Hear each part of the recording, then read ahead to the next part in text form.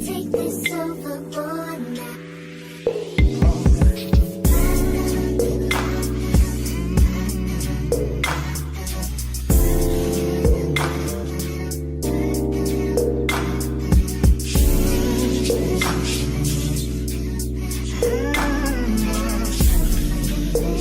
Happy Saturday, T Squad. It's your girl Keisha, aka Color Me Pink, and I'm here with this week's All Tea, All Shade, Love and Marriage DC Season 2, Episode 8 review. I drop videos Monday through Sunday. Everything that I say is for entertainment purposes only and not to be taken seriously or literally, meaning my jokes. So if that works for you, then let's get into this review. But before we begin, I want to let you guys know that a new episode of Tea Party will be up this Tuesday, as well as a new episode of Fashion Killer. Me and Sharita will be going over the looks from the Oscars this Sunday.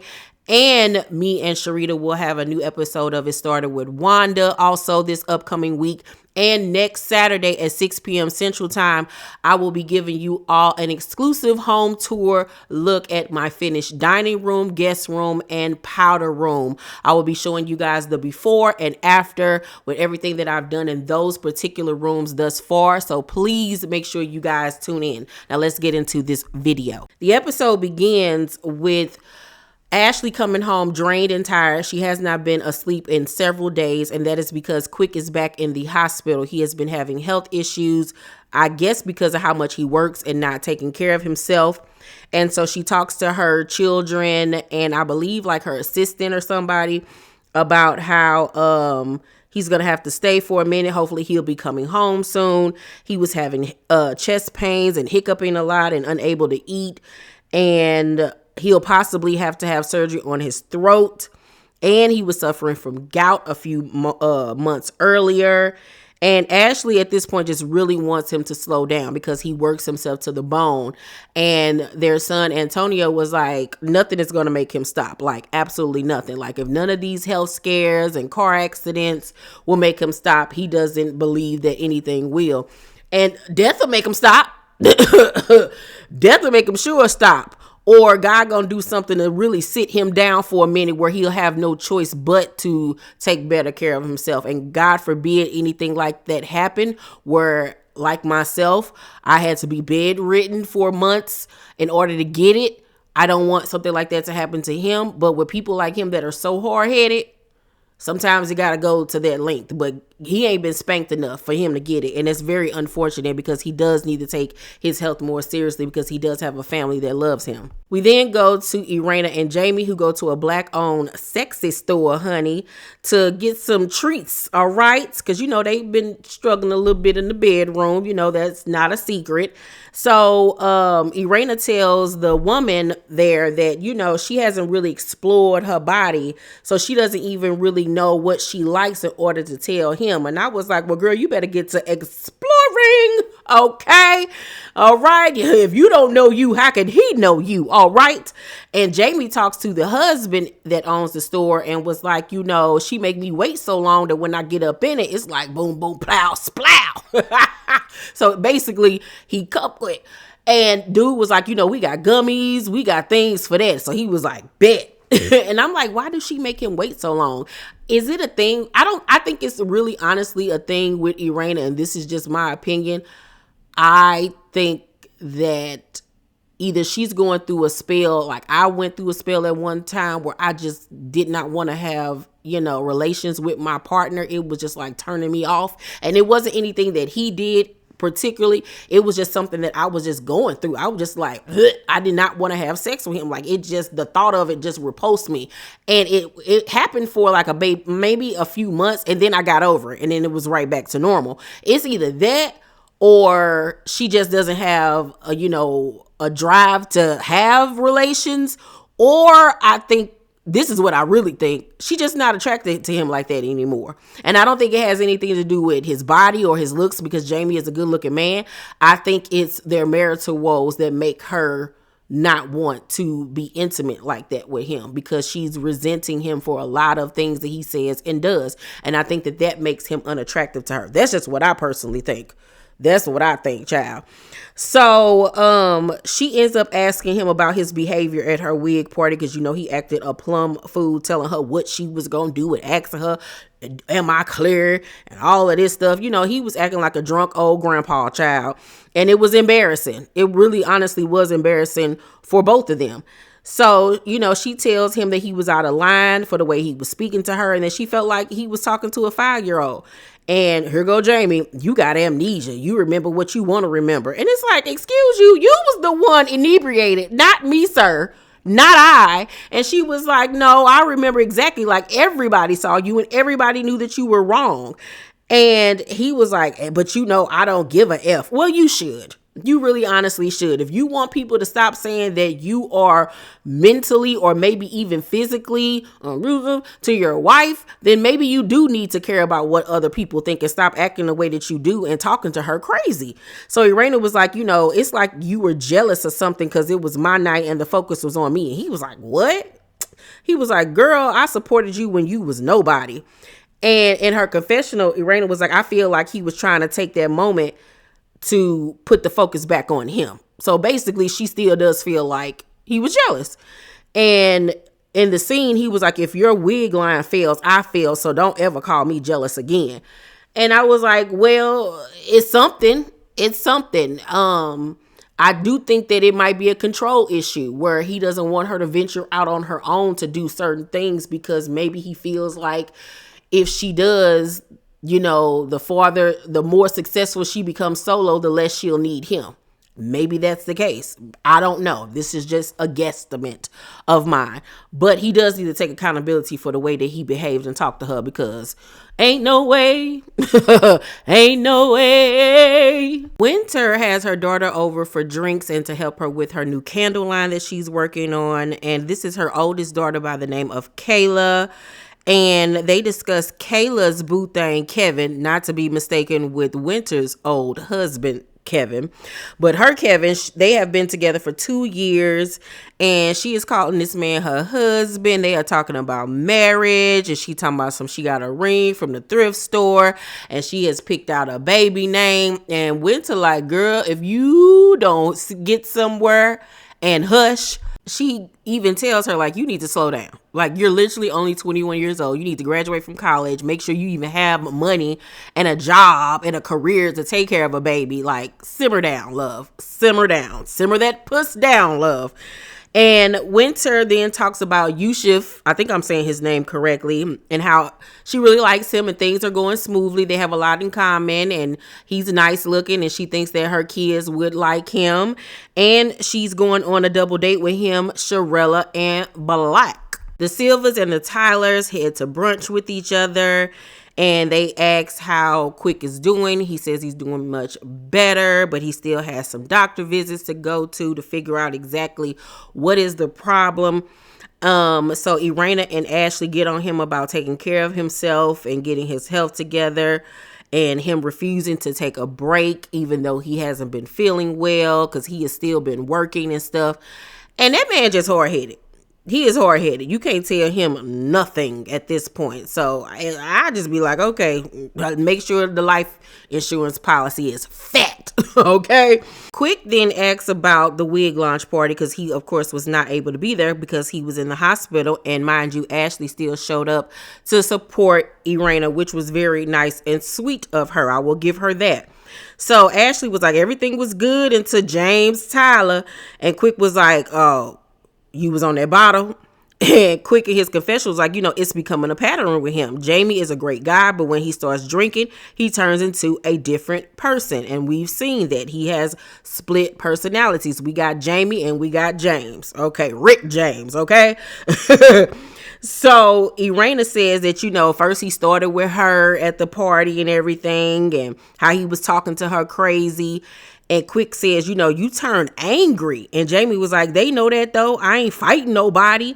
And it's like, okay, just because you're not getting physical with somebody does not mean that you're not causing harm. Don't nobody want to put up with no angry drunk. Trust and believe.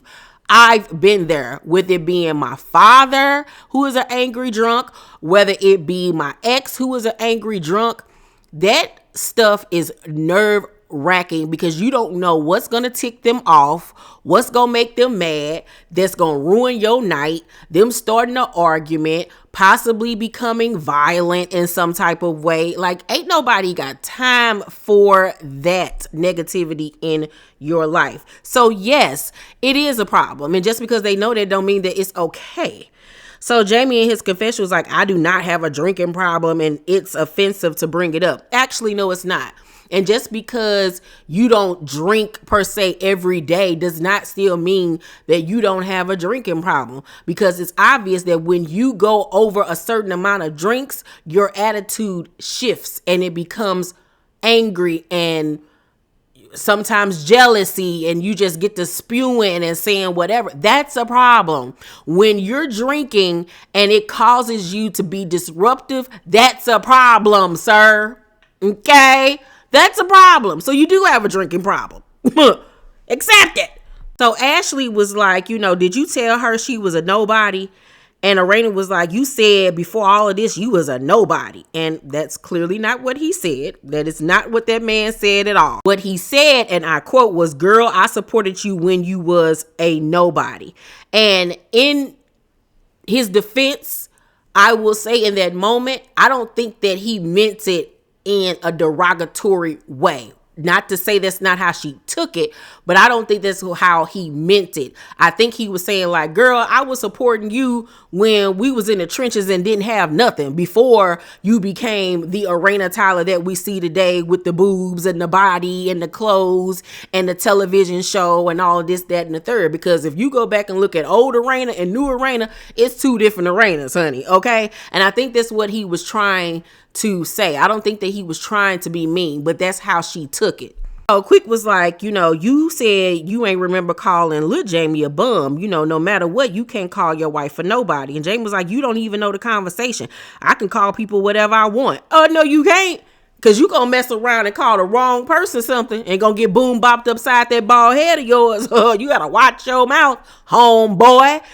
So Quick was like, you hurt your wife's feelings, man. And Jamie was like, and like I always do, I made it right. She got over it. So apparently he gave us some roses or whatever the case may be. That lady ain't over it. You just put a band-aid on it like y'all seem to do everything else in y'all marriage. Irena is not happy in this marriage.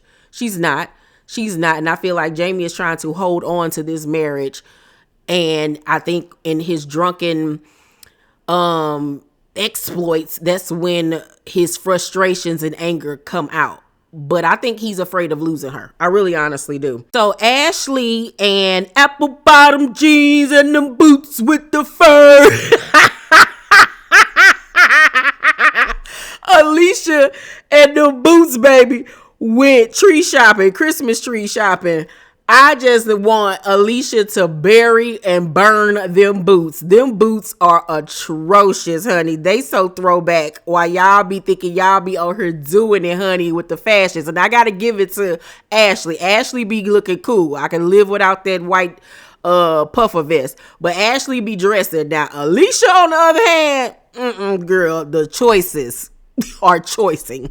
So they looking at trees, and Ashley was like, these trees ain't all the way plucked. And Alicia was like, speaking of plucked out, these wigs. So what did you think? And I'm like, well, ain't she fake? Don't she realize they on camera and you coming at Irena for her wigs? Like, me and my friends talk too, but dang, you doing it on national television where you being funny.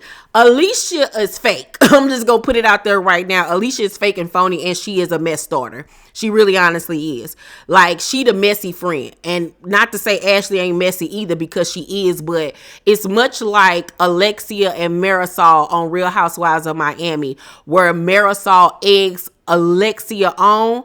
I feel like Alicia eggs Ashley on with the drama and the mess. You know what I'm saying? Because that's her best friend, so she gonna believe whatever her best friend say. So Ashley, you got to keep your eye on her. I mean, you can't trust nobody that wear them type of boots. No way. Ashley responds and was like, I asked her if she needed any help with like decorations or anything, and she kept saying no. And when I walked in, I was like, she should have told me yes.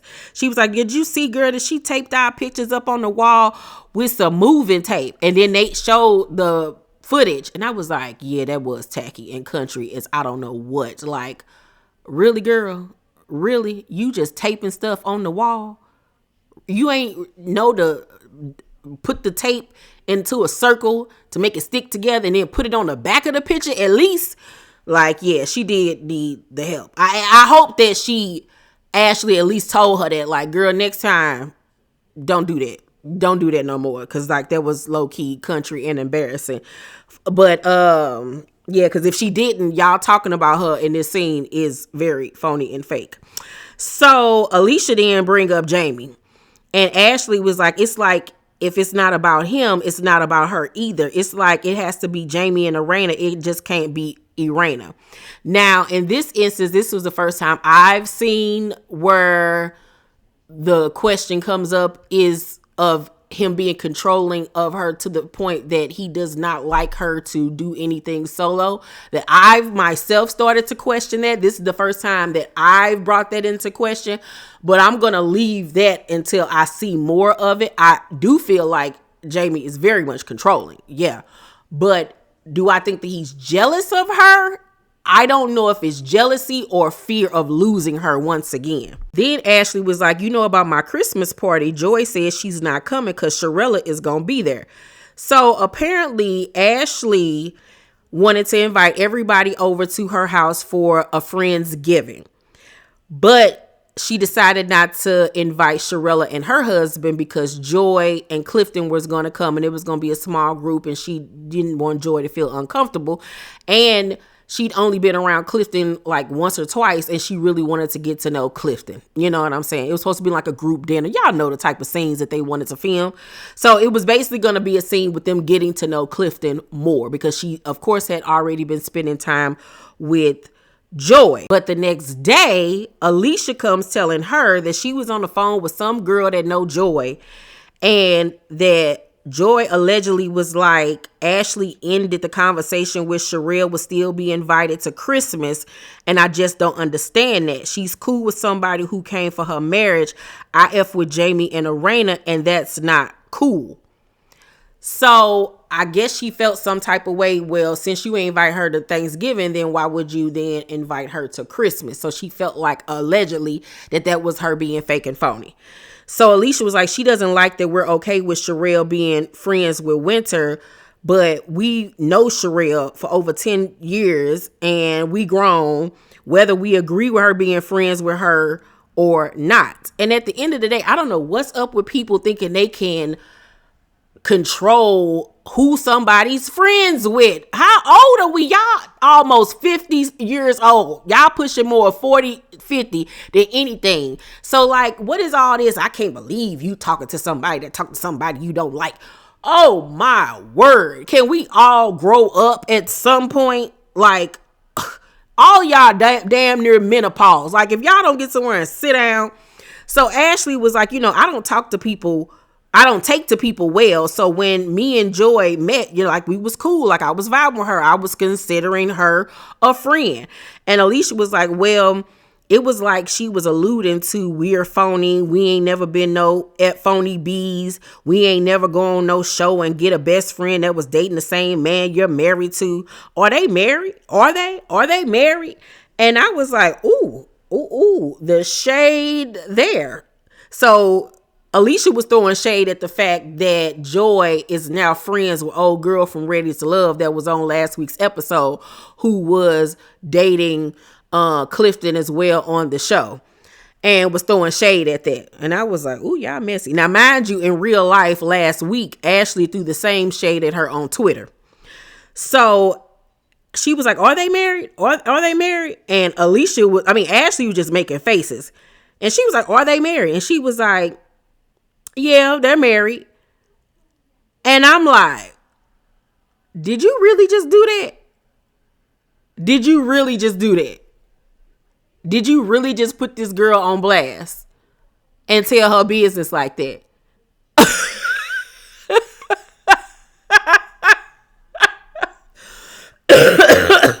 I'm like, she just really went there. Really, all because she allegedly called you fake and phony, and you don't even know if this is true or not because it came from a third party. It wasn't like this was a conversation that she had directly with Alicia that you know it to be true. This came from somebody else, and just that one thing made you so upset that you went and spilled her business. Girl, y'all so fake. And that's, if she did call y'all fake and phony, you just gave a perfect example of fake and phony. But at the same token, I'm looking at Joy like, you crazy. Yeah, y'all was kicking it and stuff before filming, but you don't trust no new chick that you just met that you gonna be on a reality show with that type of information, because you never know how things gonna swing, exactly how they are right now, where y'all don't even get along with each other and almost fought each other. And now she on national television telling all your business. Child, nope. So Alicia was like, why they pretending that they're not then? And Ash was like, I think she wanted a big wedding. You know, she invited me and Arena to go wedding shopping with her, wedding dress shopping. And she should want me to help her put together a look because she needs some help. And granted, she does, because Joy dresses horribly. She dresses like she gets dressed in the dark every morning. She dresses like she just goes in her closet and just twirls around in a circle, and whatever lands on her body, that's what she wore that day. She literally dresses like Punky Brewster. But you ain't shit for that. You really honestly ain't. And I got more to say on that in a minute. So it's the day of the double date with Sharella, her husband Black, Winter, and Yusuf. And he arrives with flowers for her. And as you can see in this photo, she was elated. They did a cooking class and the food actually looked really, really good. And Winter was just a smiling and a cheesing, and he's into her. She's into him. And Sharelle and Black are just so excited that they, did a great job with matchmaking them. And I must say that Sharella looked so pretty in this scene. Her hair, her makeup, the outfit, everything came together perfectly. This is the best look that she has had so far this whole entire season, including her confessionals. This is how she needs to present herself to the world. She looked so pretty. Kudos to you, Sharelle. Then at the end of the episode, we see Joy, Irena, and Ashley go to a spin class together. And afterwards, they sit down and talk. And Irena tells Joy how she did, in fact, invite the Duncans, Sharella and Black, to her wig launch party. And Joy was like, so if I would have came, would you have told me? She was like, yeah, I would have told you before you came in. Like, yes, she's here. You ain't got to sit next to her. You ain't got to talk to her or whatever. But she was like, but I knew you weren't coming. So Joy was like, I wouldn't come to Sharelle's event, but I would come to your event. Like, I guess telling her for future reference. And Ashley was like, but you said you wouldn't come to Christmas because she was going to be there. And Joy was like, but that's a small gathering. And Ashley was like, no, it's not. You've been to one of my parties. We have a 4-story house and a backyard. You was there and Sharelle was there, and y'all never ran into each other. But this is my thing. What about Sharelle is so triggering for you that you can't even be in the same room as her? If you felt that way, then why even sign up to be on the show? Because you found out at some point she was going to be on the show. So if that's that big of a deal for you, then why are you here, Joy? What did Sharelle do to you that you don't want to be around her so tough? I get it. You don't like her husband for whatever reason, but even that's weird. Okay, y'all business relationship didn't work, and whoever was to blame. Okay, it did not work. But this man didn't kill, rape, assault, or any of those things to you or anybody that you know. So why is it so hard for you to be in the same room with him? Hey, y'all don't even know this is some behind the scenes tea. I don't get along with the producer of my film, Paper Heart. We were fine up until the movie was about to come out and we had a falling out. He still came to my premiere here in St. Louis. I saw him again at Brenda's premiere. We are in the same room, in the same circle of people. And I had no problem being in the same room with this man, even though I don't like him and I will never work with him again. But I was able still to conduct myself in a professional manner and not pay that man no attention. So I'm not, and this is a business relationship where I was done wrong. You know what I'm saying? I still did what I had to do. Still had a #1 hit movie. Still making money off the movie. So it's just like, what is the problem, Joy? Like, at this point, you're the problem to me, because this is silly and it's childish, where you can't be in a room with him and now you can't be in a room with his wife, who has done absolutely nothing to you. Like, grow up or get off the show, because y'all gonna be in the same situations where y'all have to be in the same room with each other. So you just gonna not go film certain things because Sherelle is there or Black is there? You okay, Destiny? You gonna end up like Destiny, fired, girl. So then Ashley confronts her about allegedly saying that she and Alicia were phony because they not like F Sherelle. And she was like, I'm still gonna keep her in the same space that she's always been in. And it's also like, you ride for the Tylers, insinuating that you don't ride for us. And I'm like, well, first of all, she's known Jamie and Arena way longer than she's known you. So, okay, I get the whole riding with the Tylers. I get that. But for you to get upset because she said, even if she did insinuate she wasn't riding for you and Quick or whatever, she don't even know y'all like that. Like, y'all just becoming friends. So why would you want her to ride for you? Like, you shouldn't even be demanding that of somebody that you're having a burgeoning friendship with. So that's cap right there for me. So, Joy was like, I don't know where Sherelle is when it comes to you. You said she's an associate. Well, this associate is around all the time. If the associate is constantly around the group, it's uncomfortable for me. I said that. Well, once again, homegirl, why did you sign the contract? Because the group includes her and Winter. And if Ashley can at least be adults enough to be around Winter, who she actually has a beef with, even though she started it, why can't you be around Sherelle? She ain't did nothing to you. Nothing. She speaks to you every time she sees you, no matter how dry and ignorant you are. So it's just like, what is the problem, people? So Ashley was like, you know, it's like how I feel about Sherelle and Winter. I extended an olive branch to Snowflake for Sherelle. I'm not going to have Winter dictate where I will or won't go. And I was like, you better say it, because I wish I wouldn't go somewhere because some girl I don't get along with or don't like in the room. Girl, please. That's going to make me want to go even more. Please. Let's go back to Joy spilling the tea that Ashley calls Sherelle an associate. Okay? I said to y'all, I don't know if it was on last week's or the week before that review, that Ashley is not Sherelle's friend. She's not her friend like that. They've been knowing each other for over 10 something years. She even, I think they said in the interview that they did with Carlos King a few weeks ago that they've known Sherelle for about 20 years, that they've been friends for 20 years. But you're telling other people that she's an associate. Okay, so Sherelle, moving forward, you know that y'all are just associates and y'all are not friends. I told you she don't look at her like that. Like, she not one of the girls like that. So back to where I was, Joy was like, you know, it's my choice whether I choose to be there or not. And Ashley was like, you know what? That's neither here nor there. My hiccup is you insinuated me and Alicia are phony and you don't ride for me. Well, first of all, you didn't even ask her, did you say this? Because once again, this came from a third party. So you're just telling her what she said instead of going to her like an adult and saying, hey, this got back to me. Was this said? Like, what's going on? So Joy was like, I did not say you were phony. And I said I ride for both of you and Irena. And Irena was like, I was there when the whole conversation went down. She actually did say that. She said that she ride for me and you and that she don't F with Sherelle. So Ashley, you done did all of this, then got mad, told this girl business, and she didn't even say it. And then you didn't even confront her in the right manner. So egg on your face. So Ashley was like, you know, I have let you in. I've let you in my home and, you know, around my family and me. And I'm like, is this someone I should consider a friend? Because you already know how I am about friendship. That's why it's so hard for me to call somebody a friend.